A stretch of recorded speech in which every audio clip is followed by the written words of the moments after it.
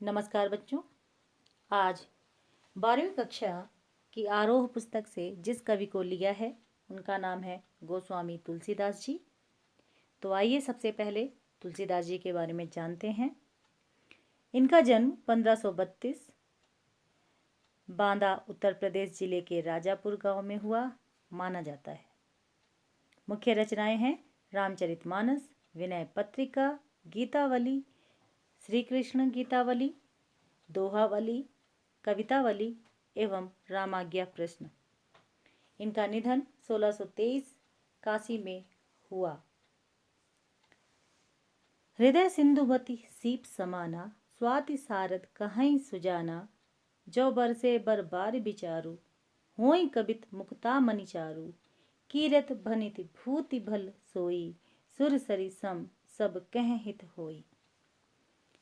भक्ति काल की सगुण काव्य धारा में राम भक्ति शाखा के सर्वोपरि कवि गोस्वामी तुलसीदास में भक्ति से कविता बनाने की प्रक्रिया की सहज परिणति है, परंतु उनकी भक्ति इस हद तक लोकोन्मुख है कि वे लोक मंगल की साधना के कवि के रूप में प्रतिष्ठित हैं। यह बात न सिर्फ उनकी काव्य संवेदना की दृष्टि से वरन काव्य भाषा के घटकों की दृष्टि से भी सत्य है। इसका सबसे बड़ा प्रमाण तो यही है कि शास्त्रीय भाषा, जो कि संस्कृत है, में सर्जन क्षमता होने के बावजूद उन्होंने लोक भाषा, अवधी व ब्रज भाषा को साहित्य रचना के लिए चुना। जिस प्रकार उनमें भक्त और रचनाकार का द्वंद्व है, उसी प्रकार शास्त्र व लोक का भी द्वंद्व है। जिसमें संवेदना की दृष्टि से लोक की ओर वे झुके हैं, तो शिल्पगत मर्यादा की दृष्टि से शास्त्र की ओर भी। शास्त्रीयता को लोकग्राह्य एवं लोकरहित को शास्त्रीय बनाने की उभयमुखी प्रक्रिया उनके यहाँ चलती है।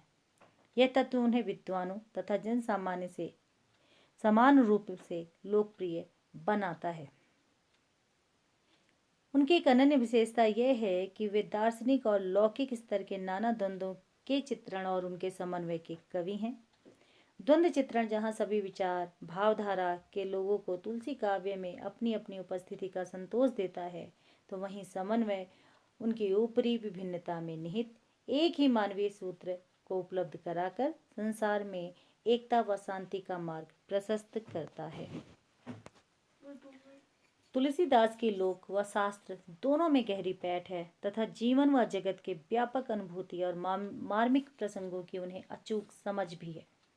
यह विशेषता उन्हें महाकवि बनाती है और इसी से प्रकृति व जीवन के विविध भावपूर्ण चित्रों से उनका रचना संसार समृद्ध है, विशेषकर रामचरितमानस। इसी से यह हिंदी का अद्वितीय महाकाव्य बनकर उभरा है। इसकी विश्व प्रसिद्ध लोकप्रियता के पीछे सीताराम कथा से अधिक लोक संवेदना और समाज की नैतिक बनावट की समझ है। उनके सीताराम ईश्वर की अपेक्षा तुलसी के देश काल के आदर्शों के अनुरूप मानवीय धरातल पर पुनः श्रेष्ठ चरित्र हैं। गोस्वामी जी ग्रामीण व कृषक संस्कृति तथा रक्त संबंध की मर्यादा पर आदर्शीकृत गृहस्थ जीवन के चितेरे कवि माने जाते हैं। तुलसीदास इस अर्थ में हिंदी के जातीय कवि हैं कि अपने समय में हिंदी क्षेत्र में प्रचलित सारे भावात्मक व काव्य भाषाई तत्वों का प्रतिनिधित्व वे करते हैं। इस संदर्भ में भाव, विचार, काव्य रूप, छंद और काव्य भाषा की जो बहुल समृद्धि उनमें दिखती है वह अद्वितीय है। तत्कालीन हिंदी क्षेत्र की दोनों काव्य भाषाओं, अवधी व ब्रज भाषा तथा दोनों सांस्कृतिक कथाओं, सीताराम व राधा कृष्ण की कथाओं को साधिकार अपनी अभिव्यक्ति का माध्यम बनाते हैं। उपमा अलंकार के क्षेत्र में जो प्रयोग वैशिष्ट कालिदास की पहचान है, वही पहचान सांग रूपक के क्षेत्र में तुलसीदास की मानी जाती है। तो बच्चों, अगले वीडियो में तुलसीदास का विस्तृत वर्णन पढ़ेंगे। तब तक के लिए नमस्कार।